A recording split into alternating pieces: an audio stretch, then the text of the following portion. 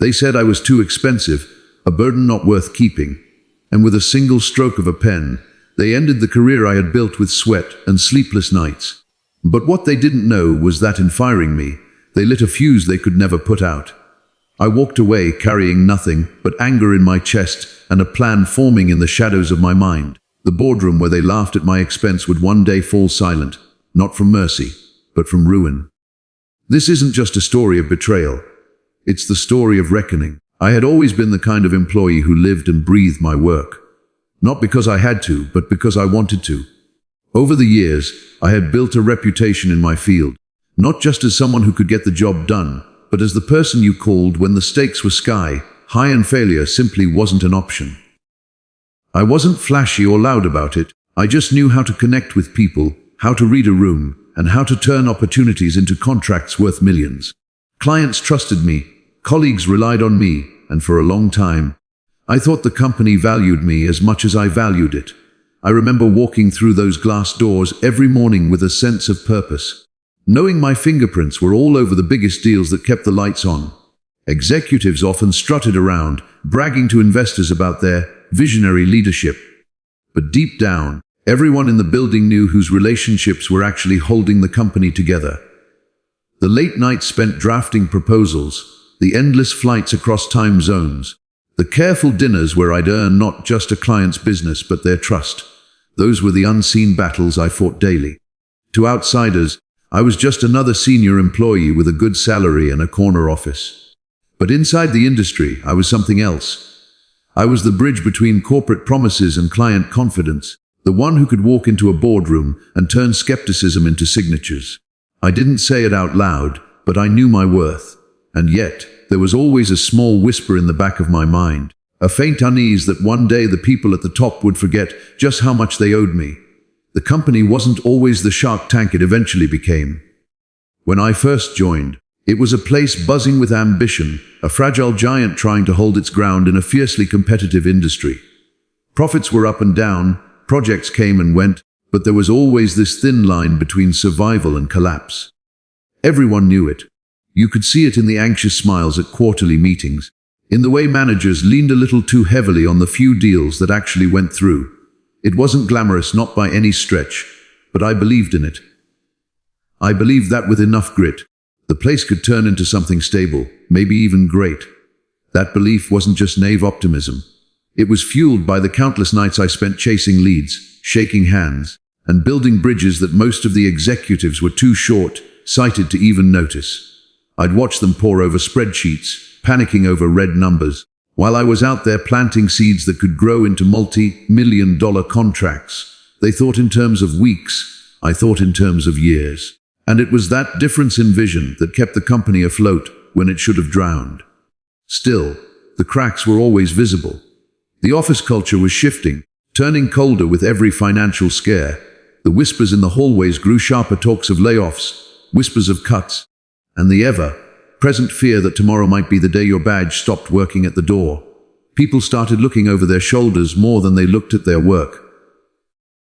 The higher-ups, desperate to prove themselves, began valuing numbers on a spreadsheet more than the people who delivered them. And though I didn't know it yet, this obsession with costs would soon paint a target squarely on my back. It was around that time the company decided to bring in new blood, executives with polished resumes and inflated egos, men and women who spoke in buzzwords but had never once sat across from a client who could make or break their future. They swept in with their tailored suits and smug smiles, convinced they were the saviors of a sinking ship. I remember the first time I met our new CEO.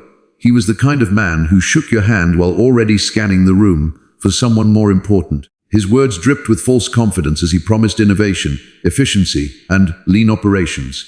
To the board, he was a genius. To me, he was a warning sign. These new managers treated the office like their personal stage. Meetings turned into performances where they threw around terms like streamlining and cost restructuring, all while completely ignoring the human beings who had been carrying the weight for years. They smiled at me, of course, but it was the kind of smile that didn't reach their eyes, the kind you give when you're calculating instead of connecting. One afternoon, I overheard two of them whispering outside the conference room. "He's good, no doubt. One said, "But he's expensive." "Too expensive. We can find someone younger cheaper." The other chuckled, as if replacing decades of relationships and experience could be done with the click of a mouse. They thought they were being discreet, but their voices carried and their words burned. In that moment, I understood the danger. They didn't see me as an asset, they saw me as a line item. And when people like that start running the show, it's only a matter of time before loyalty and results stop mattering. Only the numbers would, and I was about to become one of them. For years, I had been quietly working on something that could change everything. A client so large, so influential, that securing their business would put the company's name on the map for decades. It wasn't the kind of deal you stumbled into. It was the kind you cultivated, drop by drop, like watering a seed and waiting for it to sprout. I had met their executives at conferences, sat across from them in late-night dinners, and slowly, carefully, built trust. These weren't just handshakes and polite exchanges. These were conversations about vision, about partnership, about weathering storms together. They trusted me, not the company logo on my business card, not the faceless executives sitting in boardrooms, but me. I still remember the night one of their directors leaned across the table, swirling the last of his drink, and said, "When this deal happens, it'll be because of you, not your company." His words stuck with me. They were both a compliment and a warning. My loyalty had become the glue holding this opportunity together, and the company's future was tied to it, whether they realized it or not. The deal in question was massive. $500 million on the line. The kind of contract that could erase debts, silence critics, and transform the company overnight. The executives paraded around, blissfully unaware of the delicate threads I'd woven over years to get us to this point. They thought they were marching into a windfall simply because they wore the right suits and held the right titles. But I knew the truth. Without me, those threads unraveled. Without my presence, that trust dissolved. And though I didn't realize it at the time, the very deal I had nurtured with patience and grit would one day become the weapon I used to bring them to their knees. The meeting where it all happened is etched in my memory like a scar. It was supposed to be a routine strategy session, but I felt the tension the moment I stepped into the boardroom. The air was thick, too quiet, the kind of silence that made you feel like something had already been decided long before you arrived. The new executive sat at the polished oak table, their laptops open, their expressions carefully blank, like judges waiting to deliver a sentence. The CEO cleared his throat, his voice calm but laced with that corporate smugness I had grown to despise. "We've been reviewing operational costs," he began, glancing down at his notes before looking up at me. "And while your contributions are undeniable, we've reached the conclusion that your role is simply too expensive to maintain." Too expensive. Two words that cut deeper than any insult. I had sacrificed years of my life for this place. Missed birthdays, sleepless nights, endless flights. And now I was being reduced to a number on a balance sheet. I remember leaning back in my chair, stunned, searching their faces for even a flicker of doubt, some hint of guilt. But there was none. Just blank stares like they were swatting away a fly. One of them even smiled, as if he were proud of delivering the line. "You're letting me go," I said slowly, as though saying it out loud might make it less absurd. The CEO gave a shallow nod. "It's a difficult decision, but necessary." Necessary for who? Certainly not for the company that was on the brink of landing the biggest deal in its history. A deal only I had the keys to. As I stood up and walked out of that boardroom, the word expensive echoed in my head, not as a defeat, but as a spark. They had no idea what they had just set in motion. The walk out of that office felt like moving through a fog. My body went through the motions, packing up a few personal things, handing over my access card. But inside, I was unraveling. Anger, disbelief, humiliation, it all hit me in waves so strong I thought I might collapse right there in the hallway. I could feel the eyes of my co-workers on me, some avoiding my gaze out of guilt, others stealing quick glances filled with pity. To them I was the cautionary tale, proof that loyalty meant nothing when cost-cutting came knocking. That night, I sat in my living room staring at the ceiling, replaying every sacrifice I had made for that company. The nights spent alone in hotel rooms, while my family celebrated without me. The times I pushed through exhaustion, telling myself it would all be worth it in the end. And for what? To be labeled as too expensive. Like I was some outdated piece of machinery they could scrap. My hands trembled as I poured myself a drink, the glass clinking against the bottle. Each swallow burned, but not as much as the memory of their blank faces as they dismissed me. The betrayal cut deep, not because they had fired me, but because they had erased me. All those years of building, all the deals I had carried on my shoulders, reduced to nothing in the span of a few cold sentences. My chest tightened with rage, the kind that doesn't fade with time but grows sharper and heavier, demanding action. I wasn't just angry, I was humiliated. And in that humiliation, I felt something else stirring, a dark, undeniable clarity. They thought they had discarded me like a broken tool, but they had no idea I was still holding the very blade that could tear their empire apart. In the days that followed, I discovered something the executives had overlooked, a truth so obvious it almost made me laugh. They thought they had cut away fat, but in reality, they had severed the very artery keeping them alive. That $500 million contract they were banking on wasn't with some faceless corporation. It was with people who had come to know me personally. I wasn't just a salesman or a negotiator to them.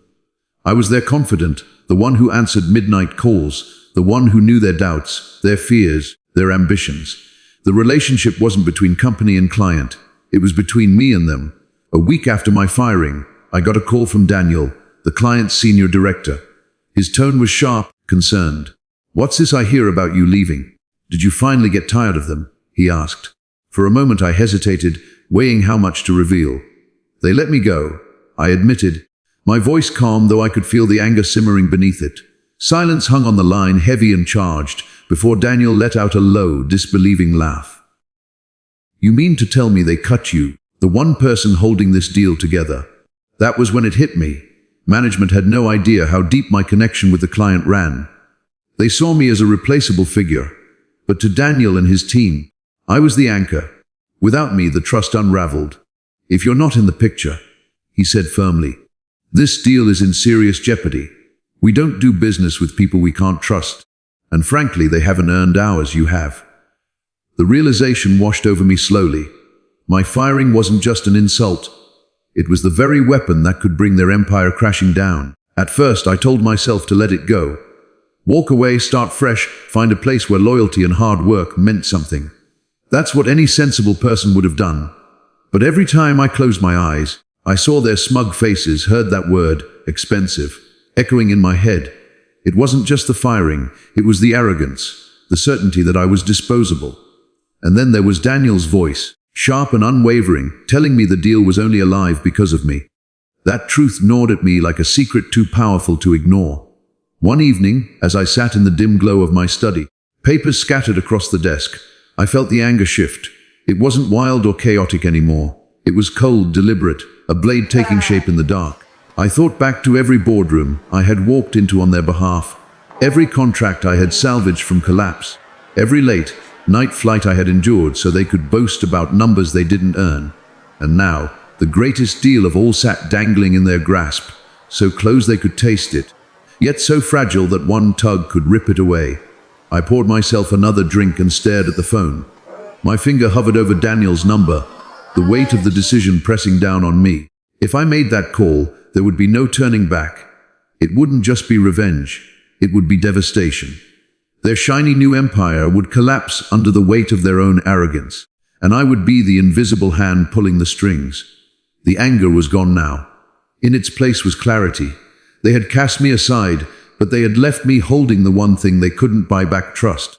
And I was ready to use it. I picked up the phone with a steadiness I didn't feel. The first few rings sounded like thunder in my chest until Daniel answered, his voice cautious, the way it is with old friends who know each other's temper. "I heard," he said before I could speak. "They didn't." I let out a short laugh that tasted like iron. "They did," I replied. "They called me too expensive and showed me the door." There was a pause, a soft intake of breath that told me more than words ever could. "Sit down," Daniel said finally. "We need to meet." We agreed on a small, neutral restaurant. No boardroom bravado, no corporate gloss, just two men and the truth between them. When I walked in, he stood and pulled out a chair like a ritual from 1,000 dinners we'd shared. His eyes searched my face, cataloging anger, hurt, control. "Tell me everything," he said. So I did. I didn't dress the story up or flinch away from the betrayal. I told him the exact phrasing they'd used, the deliberate calm of their dismissal, the way they'd reduced years of work to a budget line. Daniel listened without interruption, his jaw tight, fingers drumming a slow, furious rhythm on the table. At one point he barked a laugh, sharp and disbelief-laced, and said, "They cut you out of spite, not sense." By the time I finished, the air between us had shifted. The thing that had been only mine, the trust I'd built, was suddenly a shared currency. Daniel leaned forward, voice low. "If you're not involved, the deal's dead. We won't sign with people who toss away the person they trusted." He tapped his glass as if punctuating a promise. "Tell me how you want this handled." I looked at him, feeling the old map of possibilities unfurl. I didn't speak of vengeance yet. I spoke of conditions, of how integrity mattered, of the price of broken trust. He nodded. "Do it your way," he said. "We'll back you." In that moment, a plan that had been simmering in my chest found a partner across the table, and the first move of revenge was no longer only mine to make. The next morning, the call came. Not from me, but from Daniel himself. I wasn't in the room, but I didn't have to be. I knew exactly how it would unfold. Later, he told me the silence on the other end was almost comical. He had laid it out for them with brutal honesty without me. There was no deal. Not a delay, not a renegotiation. No deal. They couldn't believe it. Daniel recounted with a smirk. "Your CEO actually tried to laugh it off," he said. "Surely you don't mean you'll cancel a $500 million contract over one employee?" He leaned back in his chair, savoring the memory. I told him, "We're not canceling over one employee. We're walking away because you fired the only person we trusted." I imagined their faces. Confident masks cracking, smug grins fading into confusion. Then panic. In their minds, clients did business with companies, not people. They'd never understood that relationships were the currency I dealt in, that contracts were signed on handshakes long before pens hit paper. That night, Daniel and I spoke again, this time more candidly. They thought they could play games with numbers, he said, his tone edged with disdain. But trust isn't on a spreadsheet. We don't sign with companies who treat loyalty like a liability. The words sank into me like fuel poured on fire. My revenge wasn't some wild fantasy anymore. It was happening, piece by piece, each conversation cutting deeper than any blade. They had thought they were teaching me a lesson in cost efficiency, but instead, they were learning what it cost to sever the one thread keeping their empire intact. For the first time since that humiliating boardroom meeting, I smiled. The trap was set, and they had no idea they were already inside it. The day of the supposed contract signing arrived with all the pomp you'd expect from a company convinced it had won. I wasn't there. Of course, I didn't need to be. But Daniel painted the scene for me later, and I could picture every detail as if I'd been sitting in the room, hidden in the shadows. The executives walked in wearing their best suits, ties knotted to perfection, their confidence practically oozing onto the polished conference table. They'd prepared speeches, no doubt, ready to boast about their partnership of the future. I imagined them straightening their cufflinks, grinning like victors before a battle even fought. But across from them sat the client's team, Daniel at the center, flanked by his colleagues, stone-faced, unreadable. The air was thick, heavy with an anticipation none of the executives seemed to recognize. One of them cleared his throat, opened a folder, and began with a rehearsed smile, "Gentlemen, we are excited to finalize this historic agreement." And then Daniel cut him off. No theatrics, no raised voice, just a calm finality that sliced sharper than any scream. "There will be no agreement." The words hung in the air like a guillotine blade. Chairs shifted, papers rustled, the executives blinked in stunned silence. The CEO forced a laugh, tried to smooth it over. "I think there's some confusion." "There's no confusion," Daniel interrupted. His tone was ice. "Why do not do business with a company that discards the very person who built this relationship? Without him, there is no trust. Without trust, there is no deal." I could almost hear the silence that followed, a silence so thick it suffocated their arrogance. In that moment, their billion-dollar dream collapsed, not with a bang, but with a quiet, irrevocable withdrawal. The aftermath was nothing short of chaos. Word of the client's withdrawal spread through the office like wildfire, whispered first in hushed tones at coffee machines, then shouted across hallways as panic took hold. For years, every strategy, every projection, every investor pitch had hinged on that contract. It wasn't just a deal. It was supposed to be the lifeline that dragged the company out of debt and back into relevance. Without it, the walls that had been quietly cracking finally gave way. I heard from a friend still inside that the executives were scrambling, their polished confidence shattered. Emergency meetings were called one after another, doors slamming shut as red-faced managers argued and pointed fingers. How could this happen? Someone demanded. We had it in the bag. But no one dared say the truth out loud, that they had thrown away the only person the client trusted, and now they were reaping what they sowed. Investors began calling within hours, voices sharp, demanding answers. Stock prices dipped, then plummeted. The board, once enthralled by the CEO's buzzwords, now turned cold, their questions sharper than knives. Even the employees, who had once tiptoed in fear of the new regime, watched with a grim satisfaction as the so-called saviors unraveled under pressure. Meanwhile, I stayed silent, invisible, watching from the outside as the empire I had once carried on my back crumbled. I pictured them in their glass tower, pacing and sweating, while outside, their reputation dissolved like smoke. They had fired me thinking they'd saved money. Instead, they had burned $500 million in front of the entire industry. And the beauty of it was, they still didn't fully grasp that it was me who had pulled the final thread. It didn't take long for the industry to start whispering. What began as rumors about a delayed contract quickly hardened into something more damning: a complete collapse, a client walking away at the last moment. In our world, reputation was everything, and once doubt seeped in, it spread like poison. Competitors circled like vultures, eager to snatch up scraps from the carcass, while investors demanded answers that no one at the top could give. I heard from a former colleague that the boardroom had turned into a battlefield. The CEO, once so smug, now stammered through presentations, his slides full of numbers that no longer mattered. This is temporary, he insisted, but no one believed him. The investors didn't want excuses, they wanted blood, and slowly, methodically, they began to tear the leadership apart. One by one, those arrogant executives who had strutted in with their shiny suits and clever buzzwords found themselves cornered. Some tried to shift the blame, others resigned before they could be pushed. But it was too late. The damage was irreversible. The story had leaked to the press, headlines screaming about the catastrophic loss of a $500 million deal and questioning the company's stability. Clients who had once lined up for meetings now cancelled calls, wary of tying themselves to a sinking ship. I'd pass by coffee shops and overhear people in the industry talking about it, shaking their heads in disbelief. Can you imagine letting someone like him go? They basically signed their own death warrant. They didn't know I was there, sipping my coffee quietly, listening as my enemy's empire was dismantled in conversations I didn't even have to start. Their downfall was public now, their arrogance exposed for the world to see, and I savored every second of it. While their empire crumbled brick by brick, I found myself standing in the middle of an open road I had once thought was closed forever. The deal they sabotaged was gone, yes, but failure has a way of clearing space for something greater.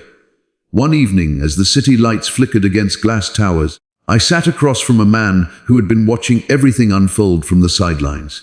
He wasn't smiling, but his eyes carried the sharp glint of someone who understood power. They made a mistake, he said quietly, sliding a folder across the table toward me. Inside were pages of figures, contracts, opportunities that felt almost too bold to be real. You're free now. Take this and rebuild stronger than before. And so I did. Meetings that once turned me away now welcomed me with an urgency that was almost flattering. Companies that had lost faith in them began reaching out to me, whispering promises of partnerships. It wasn't charity, it was recognition. They saw what I had endured, what I had survived, and they wanted to align with someone who could weather storms without breaking. Meanwhile, the executives who betrayed me fought to keep their names alive in the industry. But I would watch them from a distance, their desperation plain, as I signed contracts they could only dream of.